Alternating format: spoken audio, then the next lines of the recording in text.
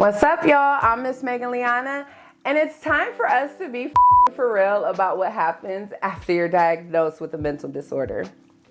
You kind of go through an identity crisis, and it's not a bad one. I can admit it's not, but you do have to kind of reevaluate who you are, because everything you know about yourself is kind of associated with the symptoms of your mental disorder.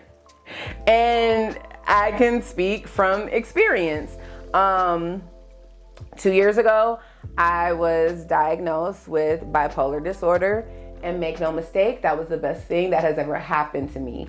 I personally fought for my diagnosis. I have always dealt since I was a teenager, and I've always dealt with like extreme depression. The older I got, I just accepted like, okay, this is a depressed episode, and it was debilitating. It was isolating, and as I got older, it got to the point where I accepted it, but I knew like I was only gonna last so long with it. And the hardest part for me has been kind of learning to live for myself without trying to solve my depression. And I say that because for so long, everything I did was like, okay, if I do this, I came up with life plans based on not being depressed anymore. So I would set goals because it's like, okay, if I do this, I know I'm not going to be depressed no more. Or I got the high of life off chasing goals, basically, because my goals were based off of, this is going to solve my depression. And once everything is solved, I'll never be depressed again. And then I would get depressed again, and I'd be like, okay, back to the drawing board. It's got to be something else that's going to solve this. And I lived like that through most of my adult life. I could say that there were things that would, kind of exacerbate it at times. Like there are trauma triggers, right? So, and we can't control our trauma. We can't control when things happen to us. All we can do is figure out like how we process it, or how you heal from it, right? But the thing with trauma is that even if you heal from it, you still can have these like residual triggers. And those triggers would sometimes cause a depressive episode, or even managing the triggers would give me my own anxiety in itself, because I would go through these phases where it's like, okay, I haven't been depressed in a while. I hope something doesn't happen to make me depressed. And so I would spend so much time just really focused on like not getting myself there, right? So I'm like either chasing a goal to cure the last depressed episode, or I'm having anxiety that something that happens in my real life will trigger an episode. And that's a hard way to live. And then I dealt with, if I could explain my temperament at best, because I think like there's a couple kind of like bipolars, right? Like Kanye West for a while was diagnosed bipolar, and now he says he's not bipolar, he's actually autistic. But let's say when he would have those episodes, that can be sometimes what a manic episode looks like. But the thing with mania and those episodes, and even being able to lash out, that's a luxury. I don't think people understand like how many people suffer with functional depression, because you still got to go to work when you're depressed. You still got to get up. You still got to pay your bills. You still got to deal with everyday life. You still got to deal with your family. You want to try to deal with your friends. And so you develop this, functional mentality, and you can isolate yourself in some of those moments when you're at your lowest, so you don't spaz out on anybody. But the ability to be able to spaz out on motherfuckers is a luxury. And it's something I had to unlearn, because I can definitely say that when I was younger, those spaz outs really came between a lot of like some of my closest relationships. And but it's also learning like how to live without the mania now, if that makes sense. And even to take it further, like the best way I could describe like my natural state is I'm in like a constant state of monotony, right? And then so everything bores the out of me. And I recently found out 2 months ago that is associated with undiagnosed ADD. So it's like being in this constant state of monotony where everything is just really boring. And then there's just a dip, and then you're just really sad. And so you set a goal or try to figure shit out to bring you back up to that high. And a manic episode can last sometimes a month or two, and sometimes a manic episode can last a couple years. I actually wrote a book. I have a book of poetry that I wrote from one of my worst manic episodes after I turned 30 and I moved to Vegas. And I was in a manic episode before I moved. I thought moving and having my own apartment and finally being Miss Independent was going to make everything go away, and the depression got worse. I went through one of my hardest times in my life after I moved to Vegas, and I didn't know I was in a manic episode. And so I wrote poems because I had to kind of talk to myself to get through that manic episode. I even painted a picture. I hadn't painted since college, but I had to paint my depression because I could not articulate what I was going through, but I knew that it was deep. And since, that time, when I would have like an episode, it was deep. And the last one was 2 years ago. And I knew if that wasn't the last one, the next one was going to be the last one, because I could not take it anymore. And once I got diagnosed, for one, I felt relief because I knew something was wrong with me. Like to me, there was no reason for me to feel how I felt and be in this constant state of sadness. And I also don't think sometimes people realize, because yes, I have a big personality. Yes, I'm goofy as shit. Yes, I'm always cracking jokes. But usually the person that's always cracking jokes is doing that to keep themselves up.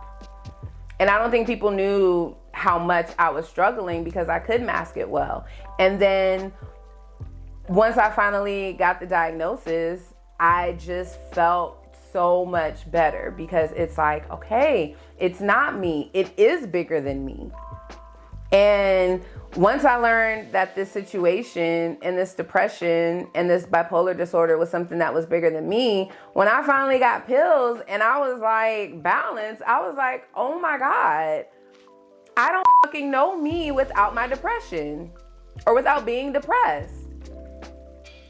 And you go through this thing where you completely have to like reevaluate yourself. I know me personally, I've been on this journey of like finding what I really like, or things I really like doing, having to go on this journey of like, well, what makes Megan happy. Because for so long, my only goal was to find what wouldn't make me depressed.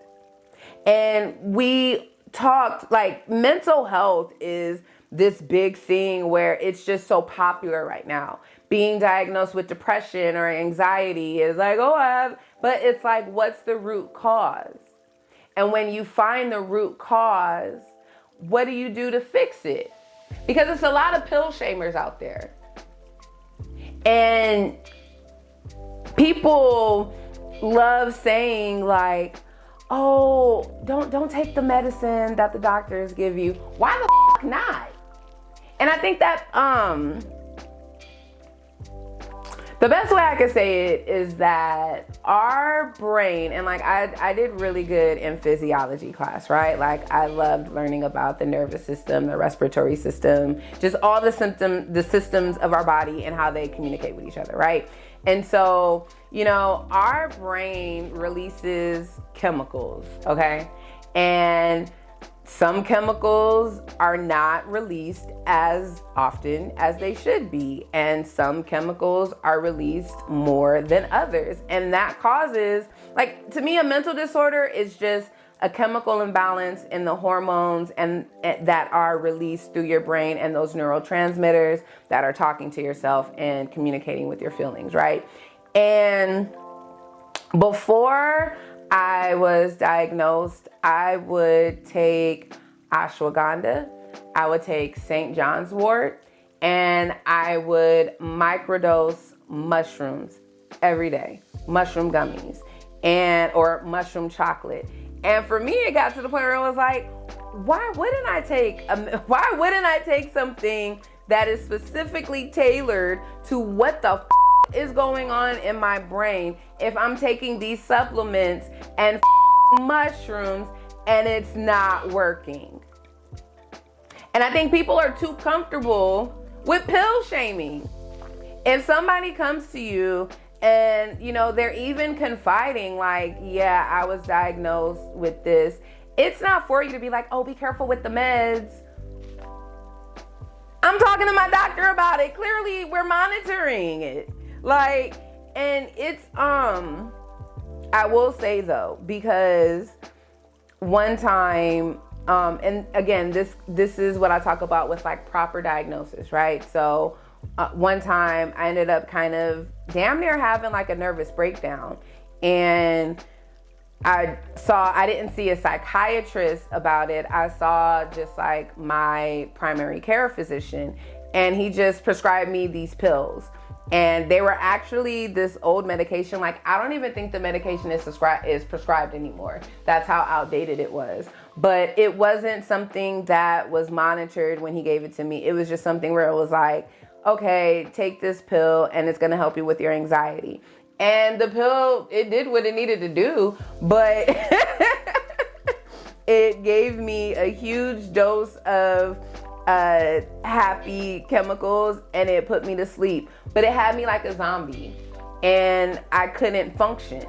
And so I didn't continue taking them because I need to function. I'm an accountant. I build accounting departments and processes for a living. I can't be drugged up and drowsy from anxiety medication. But at the time, I didn't know how to even go about getting diagnosed. And I will say that it's so important to make sure you have a rapport with your doctor. I don't know if you know this or not, but I will share. If you are trying to get diagnosed for a mental disorder, you do need to see a psychiatrist. Only a psychiatrist can diagnose you. Once you see a psychiatrist and you go through the proper diagnosis steps, then you start trying medication. And when you try medication, you have to have the utmost honest communication with that provider, because you have to monitor your symptoms. Like, I just started ADD medication a couple months ago, and we're still trying to find the right dosage for me. So it's an ongoing thing. But the peace and clarity that I feel right now is worth it, you know? But even the part of the identity crisis comes from when you realize everything about you and all your quirks and, you know, your habits and all these pieces of you are symptoms of this disorder, you kind of start to feel like, well, who the am I? You know, you start to even look at your friendships, your interpersonal relationships. Since I got diagnosed with bipolar disorder, I've lost some of my closest friends. And that's okay, because I had to realize they weren't my friends. I had these relationships with people that genuinely did not fit the healed version of myself. And I had to be okay with understanding that some of those relationships, I met them when I was manic. Fuck them. Like, if these people that I thought were like some of my closest friends don't fit this healed version of me, then I had to be okay with like letting them go.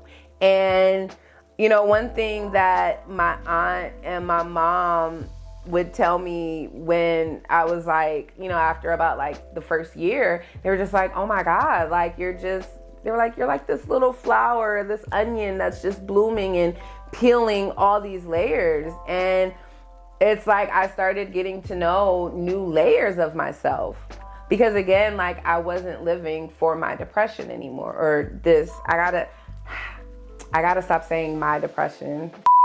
It's something I'm working on in therapy. And that's another thing. I had to get my ass back into therapy, because again, this identity crisis that I was feeling, there was an anger associated with it, because I was mad that I had to get myself diagnosed in my 30s. I'm pissed.